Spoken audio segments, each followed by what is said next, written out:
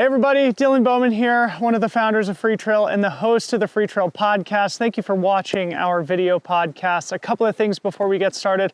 Number one, please do join Freetrail Pro, our great community for trail runners from around the world. There's a lot of great perks involved in that membership, and we would love to have you on board. Number two, a big thank you to our sponsors here in the video podcast. We don't do real commercial breaks, so I just want to give them a major shout out on the front end here. We have some discount codes in the show notes that you can take advantage of.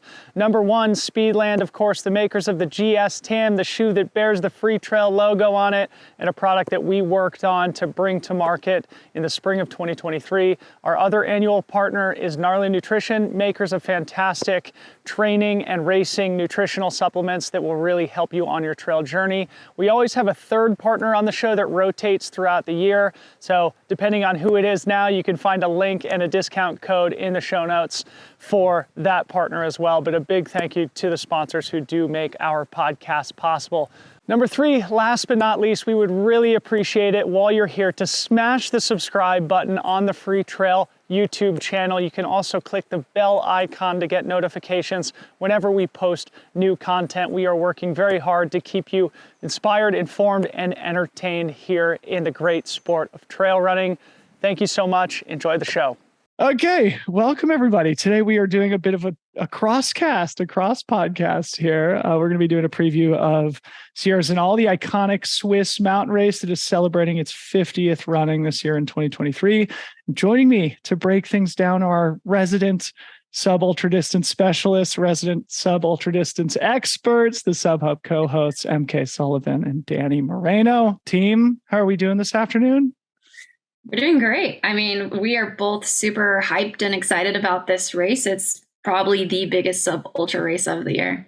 And we're in the same place, which never happens. Yeah. So it was meant to be. I was going to say, we got to get some like SubHub branding on the walls behind I know.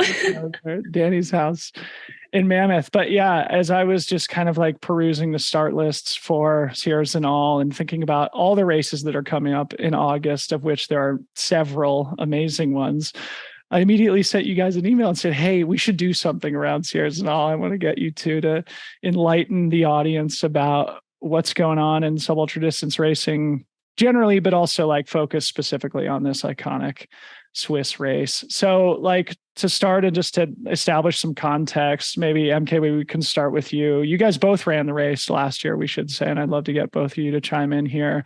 But maybe tell the audience a little bit about what Sierre Zinal is, any context you can provide about history and your experience at the race too. yeah, Sierre Zinal is one of the more important races in Europe. This year is actually the 50th running of the race. So it's also one of the older races in our sport. It's kind of, like the cross section between road runners and trail runners, which is what makes it so exciting, I think, as a spectator, but also as a racer. I know that's the reason that I really wanted to go last year, is because I have a background in road running. And so I was like, oh, this will be perfect. I didn't have the perfect day last year, but nonetheless, it's like one of the more beautiful courses I've ever run on. You're just staring at, I'm blanking. I think it's Monte Rosa. Oh, the Matterhorn. You're staring at the Matterhorn for like the second half of the race. And it's just like, you're on the opposite side of what you normally see the pictures of. And so it's just like, how am I still seeing this from so far away? So it was absolutely gorgeous, iconic. Dani, what do you have to say about it? Yeah, it's it's really cool as a race because it seems to somewhat replicate what we as Americans know for our really large road marathons. That's what it feels like. It's a really big scene. There's people there the entire week, leading up to the event. There's media coverage everywhere. And then, layer in the history, and especially, again, it being the 50th year, when you're running that race and knowing how many greatest of all times, aka GOATs, have run there. It's just a really cool experience to do that as a sub-ultra runner. Yeah, no doubt. It's crazy because like it's as old as Western states. They started the same year in 1974. I remember like 10 or 12 years ago talking to Ricky Gates about the race, and he was one of those like early Americans who went and competed sort of during, sort of the early 2010s era. And I recall him telling me that it was his favorite race in the world. And we all know Ricky Gates to be a man of good taste. And so I've always taken his endorsement as gospel, even though I've never been to the race myself.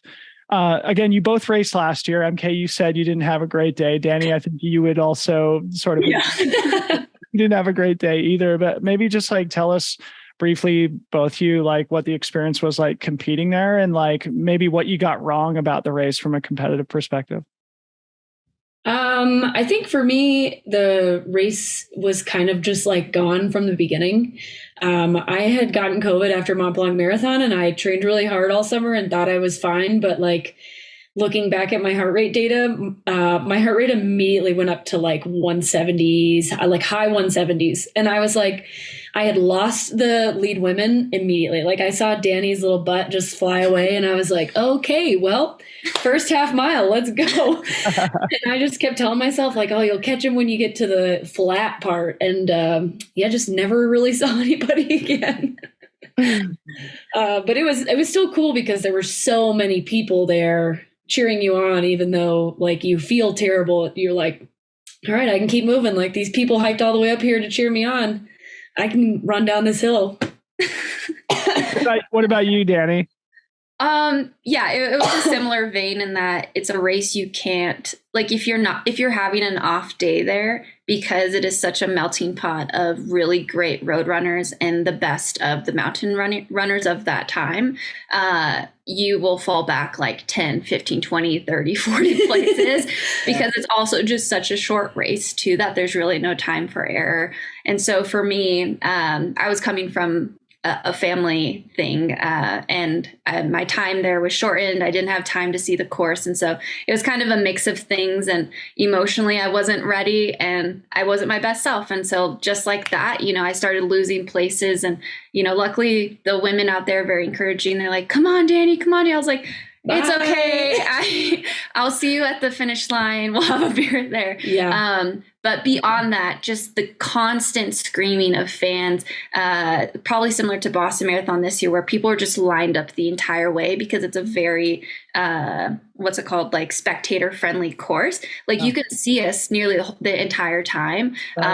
So that's really cool to have that. Plus just all the coverage that's going on. Yeah. There's a tram that takes you up probably every like 4 miles on the course. So you can really see a lot of it.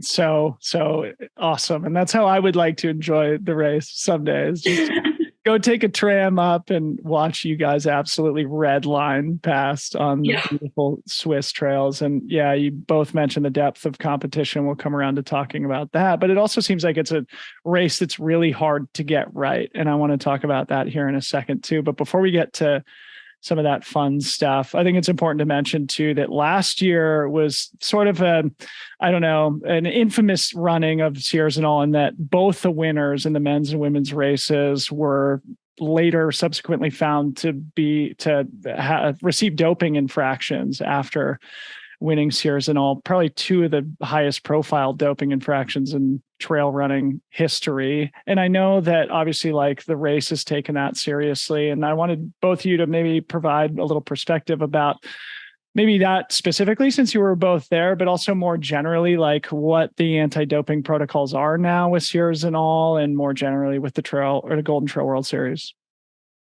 Yeah, I would say last year it didn't feel very serious, but they've definitely taken the blow of their 2 winners from last year, like being taken out of the race completely. Like that does not look good for any race. So they've completely changed their doping policies this year, and it looks like way better because if you already have a doping infraction, you're not even allowed to enter the race anymore. Yeah. And so, upon the winners, earning their awards, there's a big ceremony at the end of it. So it's hard to not feel for those athletes that were misplaced based on not knowing what those allegations were.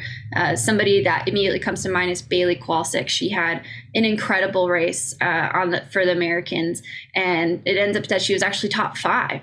She was already 6, which was an incredible result. But just to say like your top 5 has that much more oomph, and so to not have that moment that day, I can't help but feel for her.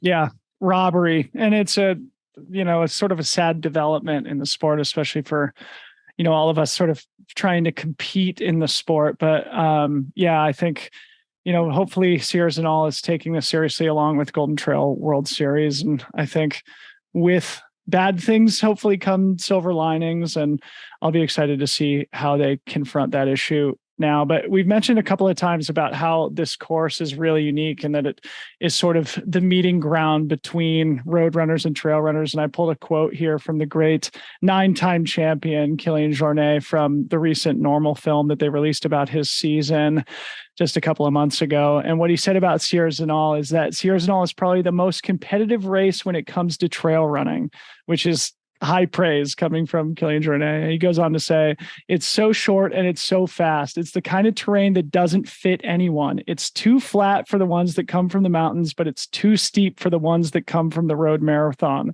And we all meet there. And that's the greatest thing. It's a race where very different worlds are all meeting together. And you just mentioned Bailey Kowalczyk as well, and I have her Strava file here on my computer. So I'm going to go ahead and share my screen, and maybe you two can react to Kilian's characterization of the course there as I sort of pull this up, and we'll start talking about it more specifically.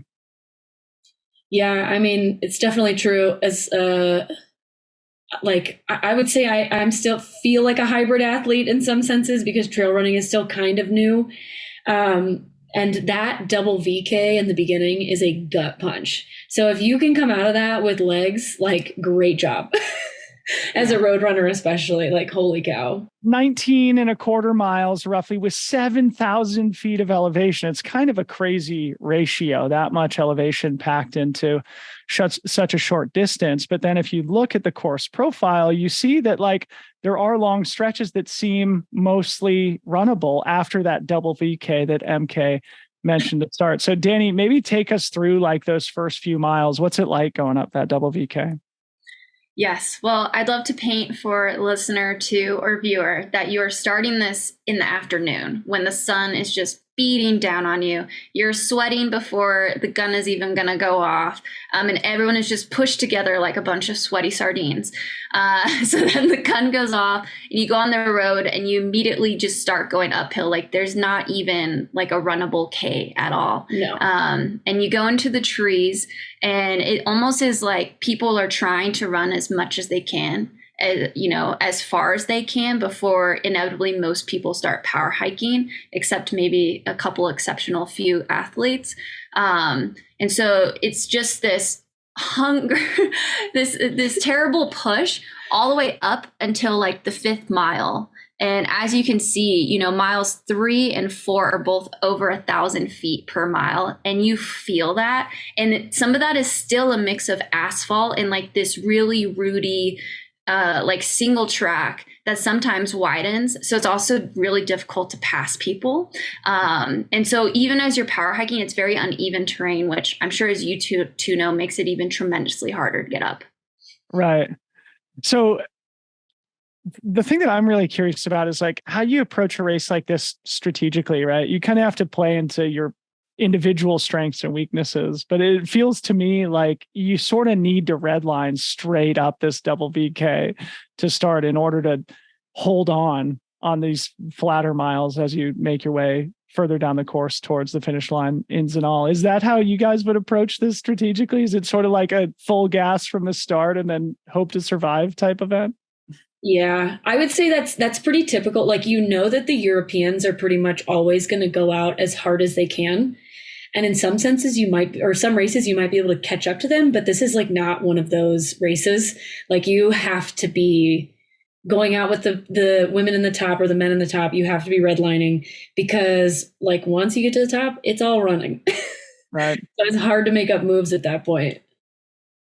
Yeah. And so for those, again, who are watching us on YouTube and who can see my screen, you start at under 2,000 feet of elevation. You make your way up to almost 8,000 feet of elevation before finishing at about 5,500 100 feet. So maybe we've talked about that super steep uphill to start. Walk us through sort of how the course evolves from there, because I know it's sort of like is a wider sort of forest service road for a little bit before you get on that beautiful contouring single track. So tell us about that, and also like what the underfoot conditions are like. Is it mostly smooth once you get to the top of the hill? Yeah, it's super, super buttery. There's still some single track, but if you're like trying to pass, you'll kind of go on and off the single track. And usually there's an aid station right after the climb, where last year they're kind of handing athletes bottles. What's I find, looking back retrospectively, is you think, yay, I've made it. It's all flat from here. And so you almost instinctually start running faster, but what you don't realize is that you are still climbing the entire race. And so, now looking back, I would have told myself to not have put the gas on at all. Like, just recover from the climb, because there's still two pretty good beefy climbs that if you destroy yourself on the crux of the climb, you're going to get passed by like 30 people. Yeah, I think you have almost like 2,000 feet of climbing to go once you get to the top of that big climb. Once you get to the top of the climb, and you still have 2,000 feet to go. Yeah, exactly. And I remember I ran a bunch of the course, and Bailey Kowalczyk had actually asked me, she was like, oh, how's like the top? I was like, oh, it's so runnable. It's like really nice. And after the race, she came up to me and she was like, EmKay, what the hell? I was like, dude, I'm sorry. It felt really runnable when I hadn't run the first climb the other day when I was previewing. If you don't redline 5,000 vertical feet, then it's really runnable. Yeah. And again, looking at the course profile here and echoing what Dani said, having not spent any time on the course myself, you do still climb all the way till mile 14 of this 19-mile race. So even though the bulk of it comes in those first 5 miles, the following 10, you're still mostly climbing, even if it is gentler, more runnable terrain. Tell us about the descent, because I know it's like kind of gradual at the top and then gets steep as you drop into the finish line. Yeah, it kind of feels like that. Even as you start to descend, there's still like a couple bumps, and it's semi-technical. I wouldn't say it's technical in the big scheme of things, but it's more technical than what you've already ran. So if you're really starting to get tired, then your eyes have to start focusing a little bit more. It can be a little bit tough. And honestly, at this point, even though you're higher in elevation, it's still pretty warm historically in what we experienced last year. And it's really dry. So at that point, the terrain is also quite dry and starts to get a little bit slippery right before you hit into the steep descent, which you're kind of just like slipping down this single track all the way into the final. It's terrifying. Yeah. Yeah. Because people are just throwing their bodies down this single track. Yeah. Yeah. Because it's like that dry dirt with like little tiny rocks on top. So you have to keep your feet moving, or you're just going to slide all the way down on your butt. So tell us about kind of the finish line atmosphere. I always look forward to every year. There's a couple dramatic videos of some of the top men or some of the top women, like going to battle, like bumping elbows in the finishing chute almost. So I'd love for you both to maybe paint the picture of what it's like there in Zinal, the local activation, the local community involvement, and the whole vibe around the finish line. Yeah, I mean, it's just kind of a roar of people screaming. Even as you get further down on the results, there's still a lot of people there, and your friends will normally stick around. I had some friends yelling my name, and I was like, did you finish like an hour ago and you're still here? It was really nice of you.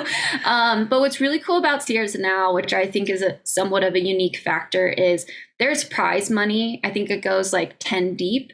And then there's prize money for the course record that increases each year, but there's also time bonuses. So even if you're getting 18th, 20, 21st place, you still have a really good shot of winning, a couple $100. So people are just trying to, cruise in and see if they can get under those time bonuses. Yeah, awesome. EmKay, this is sort of a perfect transition to talking about the fields, but maybe just add a little bit more color to the specifics of the prize money pool, because it actually is pretty significant, especially for those who are like kind of chasing course records. Yeah, so winners get $2,000, not dollars. Swiss francs. And they're, like Dani said, they're time bonuses. So I don't remember what the men's are, but I remember last year from the women's, like the first time bonus is under 3 hours, you got 1,000 Swiss francs. And then there was like under 310, under 320. And I think under 320 was maybe like 200, 300 Swiss francs. But that's super cool to like be able to race for those, even if you're not like feeling like you're in the race. And correct me. So the CR money is right now it's at 5. That's the significant. Yeah. So each year that it's not broken, they add 1,000 Swiss francs.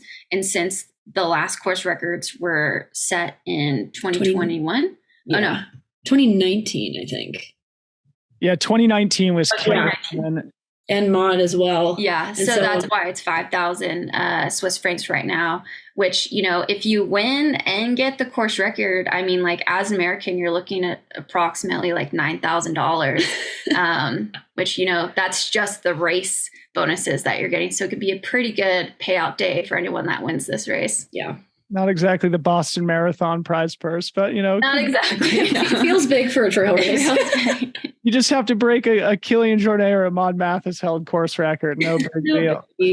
Well, let's talk about some of the characters who will be hoping to break those course records this year. I know you two have a deep understanding and intimate knowledge of the characters in the sub-ultra distance racing scene. Maybe let's get started with the women. Let's talk about maybe first who some of your favorites are, and then maybe we'll get to some of the dark horses. Do you want to just go back and forth on the favorites for a bit? Yes. And we will preface with, we have some really fun interviews that are going to be coming out after this episode with a handful of the favorites. So definitely stay tuned for that as well. All right. So our favorites, I feel like we're tied for 3 that we really think are the big dogs. And then the other women, it's not that they don't have a really good opportunity to win. It just depends on how they're feeling on the day of the race. So we're going to start with the Flying Dutch woman herself, Nienke Brinkman. She has a second place here with 2:48.58, and she ran that when Maud ran the course record of 2:46.03. So if you're going to lose on the day, I feel like that might be the day that you will get second. And she also has the second fastest road marathon in Netherlands history. She originally had the national record until Stefan Hassan recently broke it. She also was the overall winner of the 2022 Golden Trail World Series last year, where she absolutely dominated the entire year. And this will basically be her only trail race of the entire season. And then she'll be done because she's focusing on the Olympics after this. So I think it's going to be a lot of fun to just watch her go crush this one race. The next one would be Falaris Kasang. She is also pretty speedy along with Nienke. She's run a 1:08.5 in the past. She was second at Sierre Zinal last year. She was also second at Worlds in the vertical and is currently ranked 3rd in the Valsier Mountain Running Cup, a lot of which those races are like pretty similar to Sierre Zinal, where they're crazy steep and sometimes they continue and go down, or they just end at the top, like more of a vertical effort. So she's really good at this stuff already. And she's also living in Austria and training in Austria right now. So Dani and I are kind of scared to see like what is in her legs now, because last year she was training in Kenya. Yeah. And she said that this year she is including more hills in her training. And she said that with a very big smile on her face, which we think makes her very terrifying and exciting to be watching her. What's also really cool is she trains with the group, which I feel like that's a really powerful thing when you can get it right. Rad. Awesome there. Now, who's the third? I think I can guess. I think she's probably an American, but... Oof. It's kind of tough to say. It's kind of between, for us, I would say, like Judith Wider and Grayson Murphy. Yep. It depends on how Grayson is feeling, like with her body. We have complete confidence that Grayson can win this whole thing if she is the Grayson that showed up at Worlds. Yep. But I think she's definitely going to have like a great battle with Nienke, Falaris, and Judith. And also, have Grayson and Nienke ever raced each other? No. Yeah. Heck.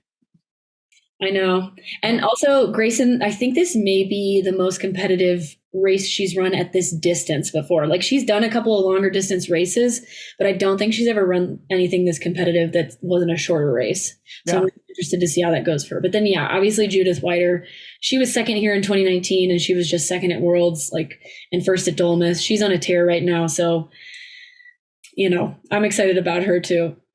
Yeah, representing the mom category too, which helps, a lot of people like root for her extra enthusiastically. And being a Swiss runner, she'll be representing her home country there at Sierre Zinal. And it feels like this distance is very much in her wheelhouse, if it is maybe a little bit of a stretch for somebody like Grayson Murphy, for example. But man, what a star-studded group. I mean, those four women, it's just, I think, testament to what we've said multiple times here, and that Killian also said, and that Sierre Zinal is really like one of, if not the most densely competitive races in trail running in the world, which is awesome to see. Maybe going a little bit further down the women's start list, who are some of the women who you two know to be strong athletes who maybe fly under the radar? Yep. We have Joyce Njiro. She was third at the Up Down Classic, and recently she won a World Mountain Running Association race. Allie Mack, we're not sure if she's racing, but I equate Allie Mack to kind of like the women's Nick Miller, in that if she's in the race, she's going to make it extra exciting, and she's going to take it from the gun and keep it honest. So honestly, I'd love to see her in the race. We also have Sophia Lockley, who won the Mont Blanc Marathon this year, was recently second at the Dolomites Sky Race behind Judith, and is just an insane climber. She was actually supposed to run this last year, but got COVID. So I'm actually really excited to see her jump on the starting line. Yeah, and then we have, and I'm probably saying this wrong, but it's Miao Yao. She was second at Mont Blanc Marathon. She won CCC back in 2018. So she's got pretty good legs on, she's strong and also she's fast. Therese Leboeuf. Actually, we have like the duo of Therese and Daniela, who both did this crazy Zagama Worlds Mont Blanc Marathon back to back, and they crushed all three of those races. So I think that they maybe in another year, in my head, they have a better chance. I think they have to be pretty recovered to do well at this race, because I think both of them were pretty kind of trashed after that, but who knows? I mean, Therese is a Swiss woman as well, so you never know. And then Nuria Gil, always like up in the top. I think she was 8th at Sierre Zinal last year. She was second at OCC, right in front of Dani. Yeah, you and Dani and Nuria had a good battle there at OCC. Yeah. And but with Nuria, I was looking at her race results for this year, and it seems since Thailand last year, she hasn't quite been on. She had a DNF at Mont Blanc Marathon, and I think she was like 28th or 30th at Worlds. So I'd be surprised, but she's run this race so many times that, it's definitely an experience type race. Maybe it's her comeback race after disappointing ones. Yeah. And last but not least, we have Lucy McGarry. She has won this race 3 times, and I just feel like you can never count out somebody that's won this race. And if you won it 3 times, odds are you mostly have cracked code. To me, this is similar to the Boston Marathon. Just because you nail it one year doesn't mean you're going to nail it the other year. But 3 times, that's pretty, the proof is in the pudding there. Yeah, totally. What about Bailey? Is Bailey going to run again this year? I don't think so. But Tabor Hemming will be there, and she was 10th last year, moved up to 9th, I think, with the doping issues. So, I mean, she knows the course. She's a very good climber, so I could see her doing well again. Yeah. Well, between Grayson and Sophia Lockley, I think that gives the Americans a pretty awesome dynamic duo that will be competitive for podium or potentially the victory. I just like in looking at the start list now, and I should provide the caveat that I'm sure will be a lot of movement in the start list, and some of the names that we mention here will likely be subtracted from the start list. But it seemed like the American depth was pretty remarkable on the women's side. I know, for example, like EmKay, you're not running, even though you're on the start list. We think Allie Mack likely won't run. We think Janelle Links likely won't run. But like Kimber Maddox is on the list. I don't know if we know about her. Erin Carr, she's not running. Yeah. Okay. Yeah. So the American women, we were coming out hot at the beginning of the year, and then I think we all were like, wait, it's 3 weeks from OCC? Yeah. Oh, I don't know about that. Yeah, well, it is a little bit close, but either way, like it's going to be a super exciting year of racing here at Sierre Zinal. And then, I mean, also Anna Gibson. Is Anna Gibson going to be racing? Because I hope so.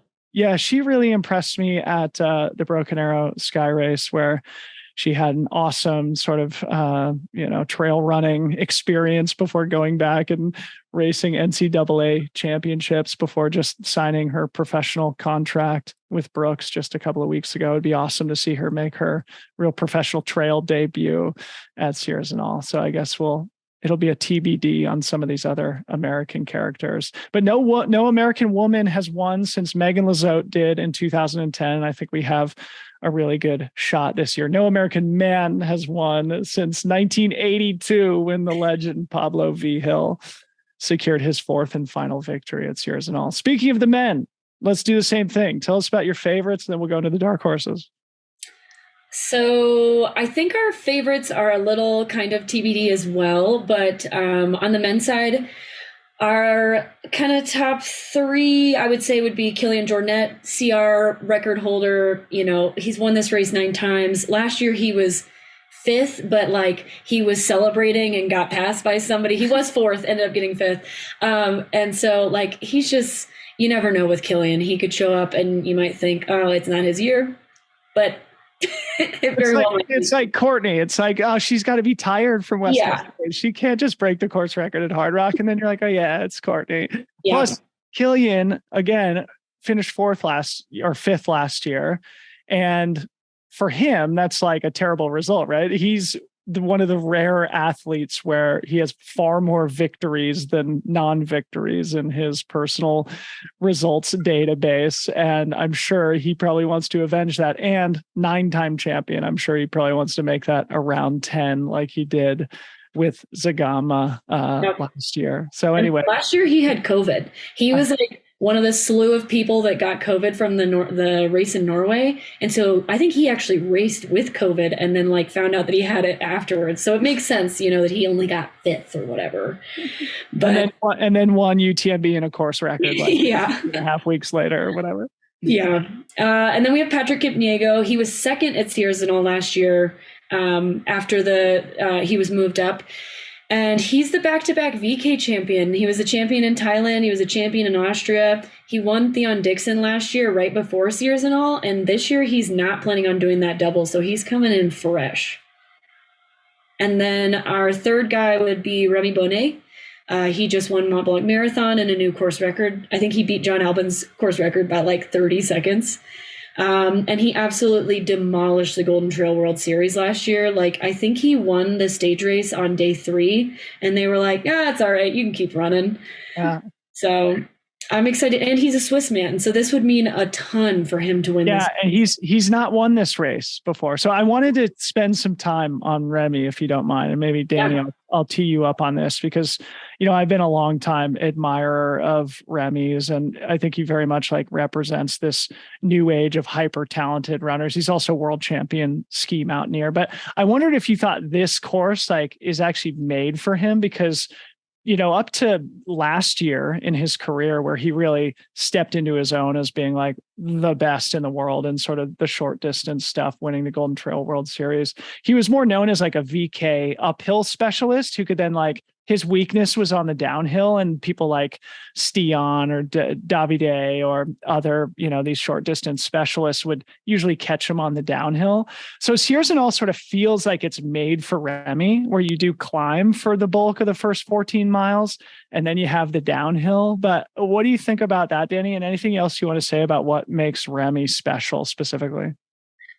Yeah, Remy is like, he has one of those running forms that like you just dream about when you're kind of drawing up a perfect runner. No matter if he's going uphill, flat, or down, like he just has a very fluid way about him. And I feel like I didn't really catch the awness of him until the Golden Trail World Series staged race last year, where I unfortunately got DQ'd, but I had the ability to then watch everybody, and just watching him run on any sort of terrain, it just like, he was not fazed by anything. And you could tell he's improved a lot on his downhill skills. And so that's kind of to say that like his work ethic is there. Like he's a true professional athlete 24/7. And just chatting with him, for his little short preview, his mileage is up and he's been incorporating a lot more speed training into, getting prepped for Sierre Zinal.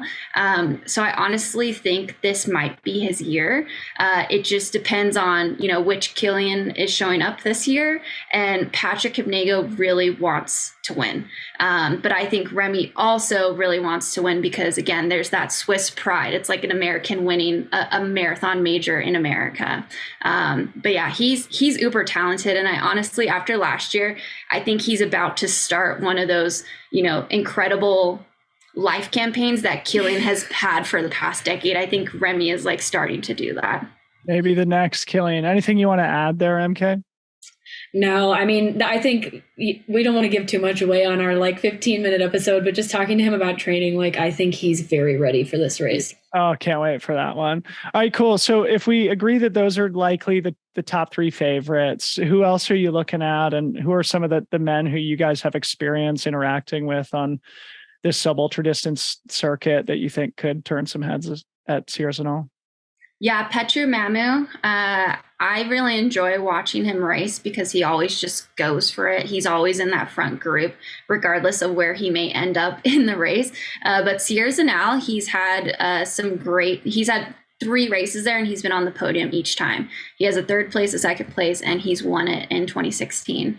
Robbie Simpson is another one. He's raced there 4 times and he has 2 2nd places, a 5th place, and a 9th place. So again, just because you knock it out of the park one year doesn't mean you're going to knock it out the other year. But I think having that experience on this course is a huge advantage for these runners. Thibaut Baronian.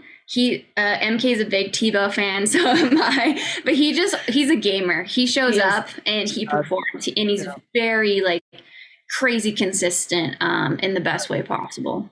Yeah, he's also one of those guys that races a ton and you're there's no way he's going to be able to keep doing this, and then it just consistently is in the top 5 to 10 at Golden Trail races, all this kind of stuff. Yeah, I was kind of thinking that he's kind of the guy who seems to also just be knocking on the door, waiting for his big breakthrough too. You mentioned he's just remarkably consistent, always contending for the podium, top 5, top 10. He's rarely has a bad one. So Thibaut Baronian, the great young Frenchman, it'll be fun to see him race here too. What about Eli Hemming? Racing, he's got to be there too. I'm actually recording. We're going long form with Eli Hemming on my show tomorrow. I'm super excited to chat with him, but I'd love to hear any insights you guys have about Eli, because it feels like he's knocking on the door too. He could definitely be on the podium here. Yeah, I would say last year for Eli was a great year, and this is already turning out to be a fantastic year. He was the first American at Sierre Zinal last year. I don't remember where he finished, but I think it was 21st, so it wasn't anything crazy. But this year already, he crushed Broken Arrow. He was 2nd at Mont Blanc Marathon behind Remy, and I think he ran that race pretty smart. I don't think he went out with Remy. I think he caught people as the race went on. And so I think he's just ready. He's really fit right now. And yeah, he's definitely knocking on the door. I think he's in the top 10. And if he has a good day, top 5, maybe even. So. Awesome. And then, fan favorite, Francesco Pupi. He's run this race 6 times. In 2016, he was 3rd. That was definitely his best result, but he's definitely been he's had some weird injuries over the last 5 years. He's broken his shoulder and his elbow or something like that. But he crushed at Worlds, even though he was, saying I'm not really that fit right now. He went out, crushed Worlds. He ran really well at, was that Valderin? Lavaredo. Oh, Lavaredo. And I think he's top 5 probably in my book, unless he just doesn't have a day. Yeah, and this course really kind of suits a guy like Francesco too, who's got crazy leg speed. Those miles along the contour on the top of the hill there definitely suit him, probably more so than those opening miles do. So for him, it's probably about containing the damage on that double VK to start and then using his leg speed to hopefully catch up to some of the guys. Any other names you want to mention on the men? Maybe we make a couple predictions and then we can kind of wind things down here. Yeah, I just really want to mention Robert Peckmoy. So, why I think he'll be in the top 5 last year at Trans Gran Canaria, which is, I think, kind of becoming the unbespoken kickoff to the sub ultra mountain running season. It's in February and it's a marathon that's kind of net downhill. In 2022, he was 6th. And this year he won the entire thing. So if you could talk about learning and picking up on the sport pretty quick, last year was his first year in the sport, and this year he won it. And last year he was 6th at Mont Blanc and he was 6th at Sierre Zinal. So, if anything's gonna, replicate that type of results, I could see him finishing up a little bit higher this year. Awesome. And also, I think, like, honorable mention, Jian Shen, he was just 4th at Western States. So, like, if he is recovered from that, he went out pretty hard. Like, he's fast. I wouldn't be surprised if he's like up in that top group in the beginning. Yeah. Awesome. Yeah. It's so cool to see like American talent, European talent, African talent, Chinese talent, like Shen and Mao Yao. It's like truly a world-class event that draws the best from all 4 corners of the globe. Let's make some predictions. I'll put myself on the spot first, just so we all hang ourselves out to dry here. I got to pick Killian. It's like picking against Courtney. Picking against Killian is just silly.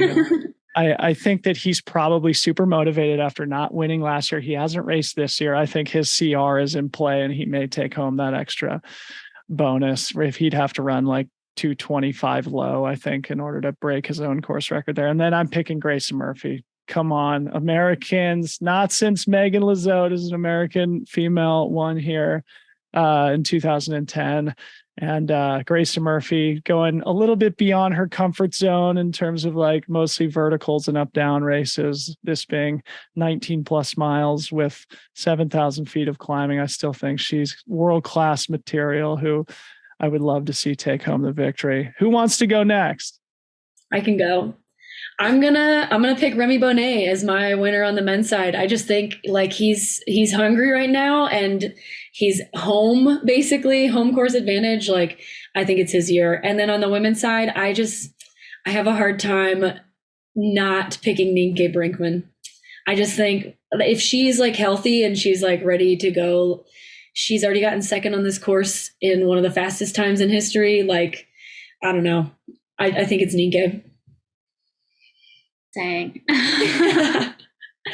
There's no wrong answers here, Dani. We're just. I know. I think I'm just going to, play the card of being different. I'm going to go with Patrick Kipnego. Watching him, some of the VK stuff from Worlds this year, that was a crazy performance on his end. He just just from the gun, just went after it. And just chatting with him, he seems very motivated to win this race. Like, this is an A goal for him this year. And then on the women, I am very torn. I really would love to see Grayson win and bring that home for America. But it is, with Nienke having more experience in these longer races, it's like also hard. So I'm going to, kind of duck out and pick them both. Okay. That's an acceptable answer. Either way, it's going to be amazing for the sport and for those of us who are diehard fans to see Grayson and Nienke on the same start line together. So, knock on wood, let's hope they both make it through these last years without issue and we can have that entertainment. But yeah, I guess just to close things down here, sort of telling the audience about how they can follow the race. We think it's only going to be streamed on Eurosport over in Europe, so North American fans likely won't be able to follow it live, at least from like a live streaming perspective, though we do anticipate highlights will be released on the Golden Trail World Series YouTube channel quickly after the race finishes. Any closing remarks or ways to follow the race or anything else you want to leave the audience with? I would say that Golden Trail World Series, if you don't follow them on Instagram, they're really good at like live updating their stories with videos, pictures, and also like standings as the race goes on. So another great way to, if you can't watch it on Eurosport, to just keep up. Totally. Yeah, and I'm really excited to see this race this year. My gut is telling me at least one of the course records is going down. I think the women's record is for sure. I'm leaning more towards the women, but I also wouldn't be surprised if the men's course record goes down. And, if an American could win this year, that would be, I think, a huge thing for us. So that'd be really cool. Legendary. Legendary. Legendary. Well, awesome. Well, thank you two so much. Super fun to sort of hear you two sort of dispel the wisdom about this sub ultra distance category in Sierre Zinal. Specifically for our audience, I want to remind you, go play fantasy. We've got a great fantasy competition for this year's Sierre Zinal. It's going to be one of the most competitive races of the year and therefore one of the most fun and entertaining fantasy competitions of the year. Also, but again, thank you, Dani, EmKay, Sullivan. Appreciate you guys coming on the show. We'll talk to you again soon. Thanks for having us. Thanks.